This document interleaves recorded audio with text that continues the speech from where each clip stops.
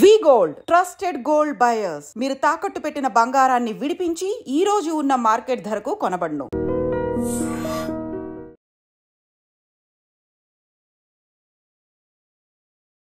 Hi guys, welcome to I dream. నేను చాణక్య.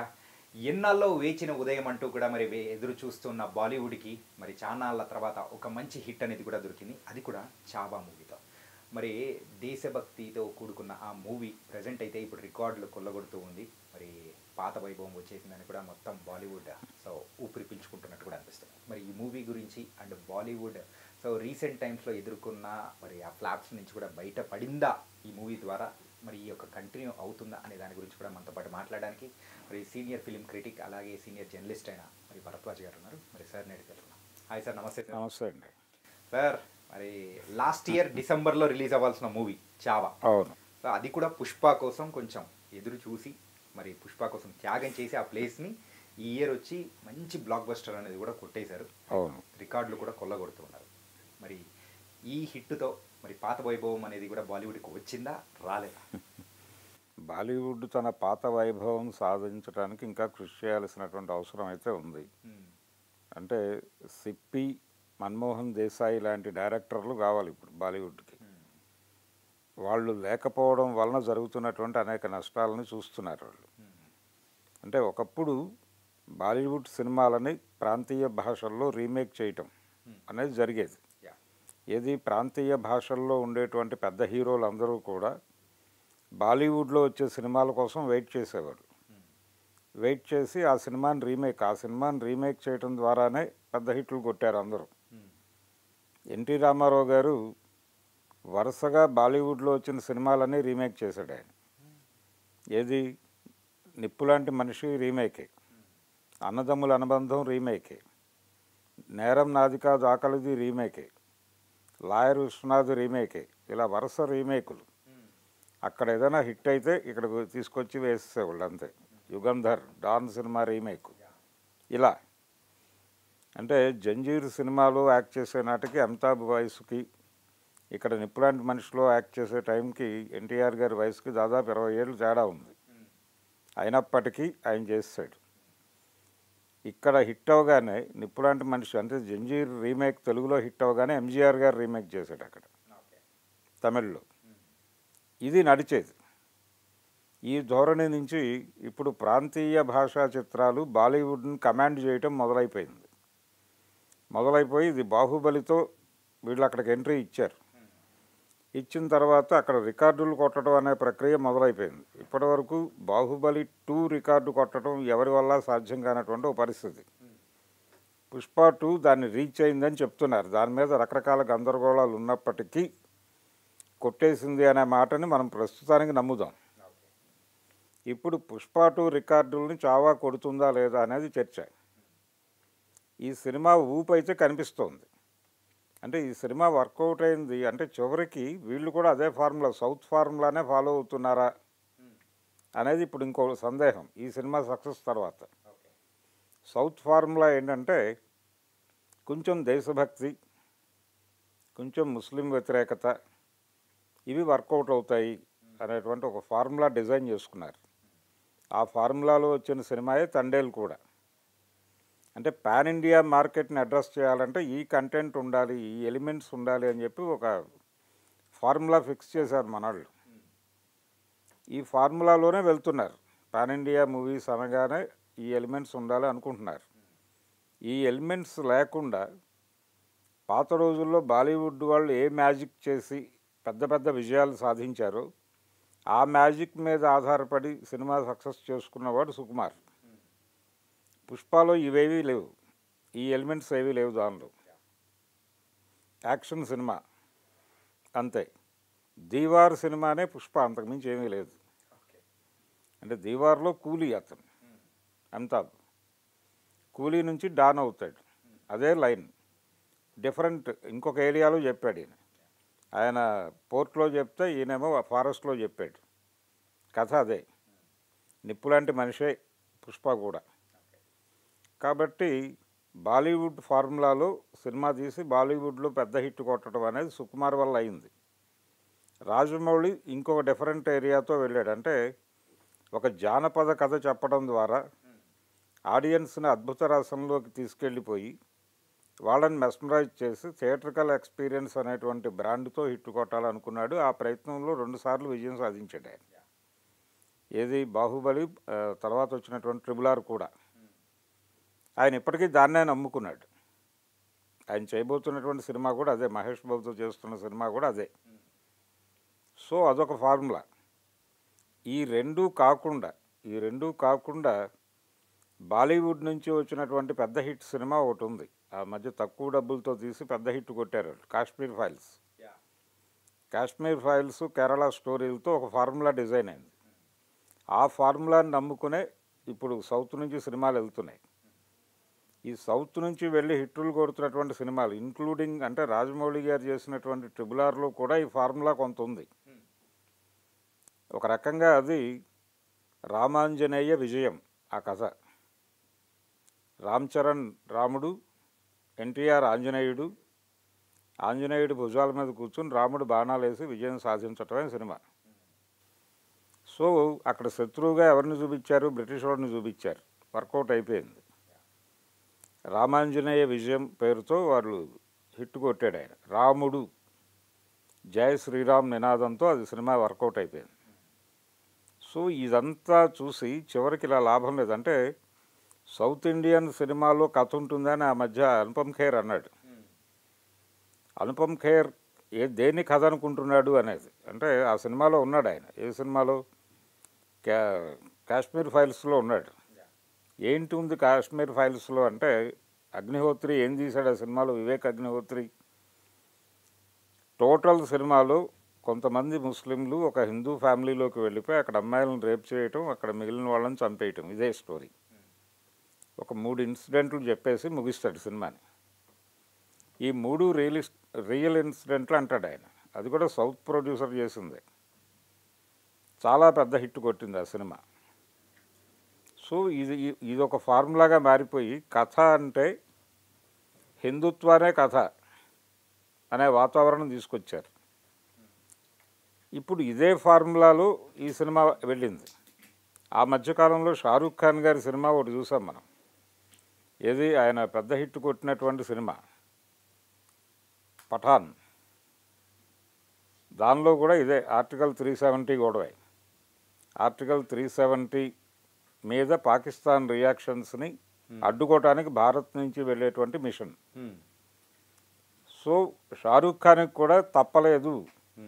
దేశభక్తి అనకపోతే షారూఖ్ ఖాన్కి కూడా సినిమా బతికే పరిస్థితి లేదు అన్నారు ఆ రోజున. ఇప్పుడు అదే మాట మళ్ళీ ఇప్పుడు వినిపిస్తోంది. ఏది చావా హిట్టు సందర్భంగా అనుపమ్ ఖేర్ అన్నట్టు ఈ సినిమాలో కూడా కథ ఉంది అంటున్నారు. ఆ కథ ఏంటంటే ఇదే, అంటే ఔరంగజేబుని విలను, సంభాజీ హీరో. ఇది కథ వర్కౌట్ అయిపోయింది అంటున్నారు. కానీ నిజానికి అది ఒక ఎలిమెంటే కాదు ఈ సినిమాలో. ఈ యాక్షన్ ఎపిసోడ్ అంతా చాలా థ్రిల్లింగ్గా షూట్ చేశారు. దాంతోపాటు దాన్ని బ్యాలెన్స్ చేసేటువంటి లెవెల్లో ఎమోషన్స్ నడిపారు. పాత్రల మధ్య భావోద్వేగాలు అనేవి విపరీతంగా వర్కౌట్ అయినాయి ఈ సినిమాలో. అందుకని ఆడియన్స్ కనెక్ట్ అయ్యారు. కనెక్ట్ అయ్యి ఇప్పుడు బిగ్ కలెక్షన్స్ దిశగా పెడుతోంది అది. ఈ ఊపు ఎక్కడి దాకా కొనసాగుతుంది, అది పుష్పాన్ని బ్రేక్ చేస్తుందా అనేది చూడాలి. అంటే బాలీవుడ్ అనేటప్పటికీ మనకు యూజువల్గా కొన్ని సంవత్సరాల క్రితం వరకు లవ్ స్టోరీ, ఏదో ఫారెన్లో షూట్ చేసుకొని రావడాలు, సో ఏదో హైఫై ఆ టైప్ ఆఫ్ కల్చర్ని చూపించే ఆ ధోరణి అనేది కూడా ఉంది. ఇప్పుడు ఈ మూవీస్ హిట్ ద్వారా కూడా వాళ్ళ ఒక థింకింగ్ అనేది కూడా, మేకర్స్ థింకింగ్ అనేది కూడా మారుతుంది అనుకోవచ్చు. లేదు, ఇదొక ఫార్ములా సినిమా అంతే. ఇదొక ఫార్ములా సినిమా. ఒరిజినల్గా యాక్షన్ సినిమాలు తీయటంలో వాళ్ళకు ఒక ప్రావీణ్యత ఉంది మొదటి నుంచి. ఎందుకు బాలీవుడ్ సినిమాలు స్పెషల్గా ఉండేవంటే వాళ్ళది జాతీయ మార్కెట్ కాబట్టి. జాతీయ మార్కెట్ ఉంది అనేటువంటి కాన్ఫిడెన్స్తోనే వాళ్ళు ఎక్కువ డబ్బులు ఖర్చు పెట్టి పెద్ద పెద్ద పెద్ద ఊహలు చేసేవాళ్ళు, పెద్ద కథలు డిజైన్ చేసేవాళ్ళు. అందుకని ఆ సినిమాలు ప్రత్యేకంగా ఉండేవి. అలాగే విదేశీ మార్కెట్ కూడా ఉంది దానికి. గ్లోబల్ మార్కెట్ ఆల్రెడీ హిందీ సినిమాకు ఉంది మొదటి నుంచి, కొత్తగా కాదు. ఇదేంటంటే మనకి లిమిటెడ్ సినిమా, లిమిటెడ్ మార్కెట్. అందుకని ఎప్పుడైతే మార్కెట్ తక్కువ ఉంటుందో బడ్జెట్ కూడా తక్కువే ఉంటుంది. ఓకే. కాబట్టి మనం ఇక్కడ ఖర్చు పెట్టి సినిమాలు తీయలేం కనుక మన కథలు మనకు ఉంటాయి, మన వ్యతలు మనకు ఉంటాయి అన్నట్టుగా అలాంటి సినిమాలు వచ్చేవి. కానీ ఇప్పుడు ప్రతి ఒక్కరూ మార్కెట్ వేటలోకి వెళ్ళిపోయారు. ఇప్పుడు కన్నడ నుంచి సినిమాలు వస్తున్నాయి కదా, పాన్ ఇండియా సినిమాలు వస్తున్నాయి. మార్కెట్ వేట మొదలైపోయింది. ఈ ఇండస్ట్రీ ఇంతవరకే లిమిటేషన్ అనుకోవడం లేదు. ప్రతి ఒక్కళ్ళు కూడా మార్కెట్ అడ్డుగోడలని బద్దలు కొట్టుకుని వెళ్ళిపోతున్నారు. గ్లోబల్ మార్కెట్లోకి వెళ్ళే ప్రయత్నంలో రాజమౌళి ఉన్నాడు. ఈ వీళ్ళు ఎలాగైతే పైకి ఎక్స్పాండ్ అవుతున్నారు, పైనుంచి కిందకి ఎక్స్పాండ్ అవ్వడానికి వాళ్ళు ట్రై చేస్తున్నారు. బాలీవుడ్ సినిమాలు కూడా లోకల్ మార్కెట్లను పట్టుకోవడం కోసం ప్రయత్నం చేస్తున్నాయి. హాలీవుడ్ సినిమాలు కూడా లోకల్ మార్కెట్లను పట్టుకోవడానికి ప్రయత్నం చేస్తున్నాయి. కానీ ఈ సంస్కృతి అనేది కూడా చాలా సంవత్సరాల నుంచి అనేది కూడా ఉంది కదా గురు. ఇది బాహుబలి తర్వాత మొదలైంది ఇటు నుంచి అటువైపుకి వెళ్ళటం. అంటే ఈ హాలీవుడ్ మూవీస్ కానీ ఇటు లోకల్గా పాట అంటే లోకల్గా రావడానికి సంబంధించి వాళ్ళు ఒక టైంలో ఈ ఇంగ్లీష్ సినిమా అంటే మామూలుగా ఇక్కడ రిలీజ్ అయ్యేది ఒక లిమిటెడ్ సర్కిల్ వెళ్ళి ఆ సినిమా చూసేవాళ్ళు, అంతవరకే ఉండేది అది. బాలీవుడ్ సినిమా, హిందీ సినిమా ఇక్కడ రిలీజ్ అయ్యేది, కానీ దానికి ఒక ఆడియన్స్ ఉండేవాళ్ళు, వాళ్ళు చూసేవాళ్ళు. మిగిలిన జనాలు ఆ సినిమా జోలికి వెళ్ళేవాళ్ళు కాదు. కోర్ తెలుగు ఆడియన్స్ ఆ సినిమా జోలికి వెళ్ళేవాళ్ళు కాదు. అందుకని కాన్ఫిడెంట్గా ఆ సినిమాని పెద్ద హీరోలు రీమేక్ చేసేవాళ్ళు. ఇప్పుడు ఆ పరిస్థితి పోయింది. ఇప్పుడు రీమేక్ అనే కల్చర్ పోయింది. ఇప్పుడు మీరు ఒక సినిమాని రీమేక్ చేస్తున్నారు అనే మాట అనౌన్స్మెంట్ రాగానే దాని ఒరిజినల్ కంటెంట్ ఎక్కడో దొరుకుతుంది. ఆ రోజుల్లో అలా దొరికేది కాదు. మేము ఫలానా సినిమాని రీమేక్ చేస్తున్నాం అని చెప్తే ఆ సినిమా వెంటనే అవైలబుల్గా ఉండేది కాదు. అందుకని సరే ఆ సినిమా చూడని వాళ్ళు కూడా ఈ సినిమాని చూసి కనెక్ట్ అయిపోయేవాళ్ళు. ఇప్పుడు ఆ పరిస్థితి లేదు. మీరు చెప్పగానే వెంటనే ఆ సినిమా చూసేసి రెడీగా ఉంటున్నారు ఆడియన్స్ రివ్యూల కోసం. వీళ్ళు ఫస్ట్ లుక్ రివీల్ చేయగానే ఈ లుక్ అలా లేదు అని చెప్పి తగులుకుంటున్నారు. అంటే ఒకవేళ రీమేక్లు చేసినా కానీ ఆ నెగిటివిటీ అనేతోనే స్టార్ట్ అవుతుంది వాళ్ళ పబ్లిసిటీ అనేది కూడా. నెగిటివిటీతో పబ్లిసిటీ మొదలవుతుంది అనుకుంటున్నారు, కానీ బ్యాడ్ అయిపోతుంది సినిమా. బ్యాడ్ అయిపోవడం వలన రీమేక్ చేసే పరిస్థితి లేదు. చిరంజీవి గారు ఆ రీమేక్లు ప్రయత్నాలు చేసి విఫలమయ్యాడు కదా. ఇప్పుడు ఎవరైనా ఒరిజినల్ కంటెంట్తో వెళ్ళక తప్పని పరిస్థితి ఉంది. ఈ ఒరిజినల్ కంటెంట్ పెద్ద మార్కెట్లోకి వెళ్ళేటప్పుడు డబ్బులు ఎక్కువ ఖర్చు పెట్టాల్సి ఉంటుంది. దానిలో మినిమం గ్యారంటీ చూసుకుని వెళ్తున్నారు. ఆ మినిమం గ్యారంటీగా వీళ్ళు అనుకుంటున్నటువంటిది దేశభక్తి. ఆ దేశభక్తే కథ అంటున్నాడు ఆయన, అనుపమ్ ఖేర్. దేశభక్తి అంటే ఒక మతం తాలూకా దేశభక్తి ఇంకో మతానికి ప్రాణ సంకటంగా మారకూడదు, కానీ వీళ్ళు మారుస్తున్నారు. తండేల్ సబ్జెక్టు ఎందుకు అరవింద్ గారికి కనెక్ట్ అయింది? అందులో పాకిస్తాన్ జైలు ఉంది కాబట్టి. శ్రీలంక జైలు ఉంటే ఆ సినిమా చేసేవాడు కాదు ఆయన. అదే నాగ చైతన్య క్యారెక్టరు శ్రీలంక జైలుకో, అమెరికా జైలుకో, లండన్ జైలుకో పెడితే ఆయన పట్టించుకునేవాడు కాదు. పాకిస్తాన్ జైలుకు వెళ్ళటం అనేది అక్కడ కనెక్టింగ్ పాయింట్. దాన్ని పట్టుకుని సినిమా తీస్తాడు ఆయన. అదే పరిస్థితిలో ఇప్పుడు ఇక్కడ కూడా, ఇక్కడ ఔరంగజేబు వెళ్ళను కాబట్టి ఇది వర్కౌట్ అయిపోతుందనే కాన్ఫిడెన్స్. ఇది ఒక జస్ట్ మినిమం గ్యారంటీ కోసం పెట్టుకున్నది. మిగిలిన ఎమోషన్స్ అన్నీ డైరెక్టర్ వర్కౌట్ చేశాడు. కానీ ఇందులో కూడా ఇంకొక విషయం అనేది కూడా మాట్లాడుకోవాలి. సో ప్రజెంట్ ఎవరైనా గోల్డెన్ లెగ్ హీరోయిన్ ఉన్నారు అంటే అది రష్మిక మందాన. సో ఆవిడ లక్ ఫ్యాక్టర్ అనేది కూడా కలిసి వచ్చిందేమో అనిపిస్తుంది. అంటే ఇప్పుడు మనం చెప్పుకున్నట్టుగా సౌత్ ఇండియన్ ఆలోచన విధానం, సౌత్ ఇండియన్ ఫిల్మ్ మేకర్స్ వ్యక్తం చేస్తున్నటువంటి ఆలోచన విధానమే ఆ సినిమాకి పునాది అనుకుంటే, ఇంకొకటి సౌత్ ఇండియన్ హీరోయిన్ రష్మిక ఉండటం వలన సక్సెస్ అనటం. ఇది కూడా అంటే అతను 2 ఎలిమెంట్స్ పెట్టుకుని మూడోది తన వంతు కృషి తాను చేశాడు. ఈ సినిమాని నిలబెట్టింది ప్రధానంగా యాక్షన్ ఎపిసోడ్స్. యాక్షన్ ఎపిసోడ్ని సస్టైన్ చేసే పద్ధతిలో క్యారెక్టర్ల మధ్య భావోద్వేగాలను నడిపాడు డైరెక్టర్. అవి రెండూ కలిసి సినిమాని నిలబెట్టినాయి. ఇంతకు ముందు వరకు బాలీవుడ్కు ఉన్నటువంటి క్రేజ్ అదే. యాక్షన్ ఎపిసోడ్ చాలా బిగ్ లెవెల్లో వెళ్తారు వాళ్ళు అని. ఇప్పుడు బాహుబలి సినిమా వచ్చిన తర్వాత బ్రహ్మాస్త్ర అని ఒక ప్రయోగం చేశారు వాళ్ళు. అది వికటించింది. అది వికటించడానికి కారణం ఏంటంటే దానిలో పాత బాలీవుడ్ సినిమాల గ్రేస్ కనబడలేదు. ఈ సినిమాలో కనిపించింది. ఈ సినిమాలో దేశభక్తి ఈ లైన్స్లో వెళ్ళినప్పటికీ పాత బాలీవుడ్ గ్రేస్ కనిపించింది దానిలో. అందుకని జనాలు చూస్తున్నారు దాన్ని. సౌత్ ఇండియన్ ఆడియన్స్ కూడా కనెక్ట్ అవుతున్నారు దానికి. అందుకని పాన్ ఇండియా లెవెల్లో వసూళ్ళు బాగున్నాయి ఆ సినిమాకి. దాంతోపాటు రష్మిక, ఇప్పుడు రష్మిక టోటల్గా అంటే నేషనల్ క్రష్ అనేసారు కదా ఆల్రెడీ. అది మరోసారి ప్రూవ్ చేసుకుంది ఆవిడ. యానిమల్ తర్వాత పుష్ప 2 అంటే మార్కెట్ను కొడుతున్న ప్రతి సినిమాలోనూ తను హీరోయిన్గా ఉంది. తన ఫీమేల్ లీడ్లో ఉన్న ప్రతి సినిమా కూడా రికార్డుల వేటలో నిలబడుతోంది. అది ఒక అచీవ్మెంటే. తను చేయబోతున్న నెక్స్ట్ ప్రాజెక్టులు కూడా అలాగే ఉన్నాయి లైనప్. అందుకని ఇది రష్మిక హిట్ అని కూడా అనుకోవచ్చు, ఏం పర్లేదు. ఇప్పుడు సౌత్ ఇండియన్ ఫార్ములా తప్ప గతి లేదు బాలీవుడ్కి అనేస్తున్నారు ఇక్కడ. ఆల్రెడీ రివ్యూవర్స్ ఆ మాట మాట్లాడేస్తున్నారు. అలాగంటే తండేలు కూడా ఎరగొట్టేయాలి కదా. అది ఒక మేరకే నడిచింది. ఇక్కడ వీళ్ళు నెంబర్స్ మాట్లాడుతున్నారు కానీ దాని పెర్ఫార్మెన్స్ లిమిటెడ్గానే ఉంది. దానికి రకరకాల రీజన్స్ చెప్తున్నారు అనుకోండి వీళ్ళు. కానీ ఈ సినిమా కనెక్ట్ కావడానికి కేవలం ఆ ఎలిమెంట్ మాత్రమే కాదు. ఇప్పుడు ఈ సినిమా హిట్ అయిన తర్వాత ఏం రత్నం గారికి 3 వచ్చి ఉండాలి. ఎందుకంటే అది కూడా హరిహర వీరమల్లు కూడా ఇదే లైన్లో ఉన్న సినిమానే. ఇది కూడా ఔరంగజేబ్ మీద యుద్ధమే.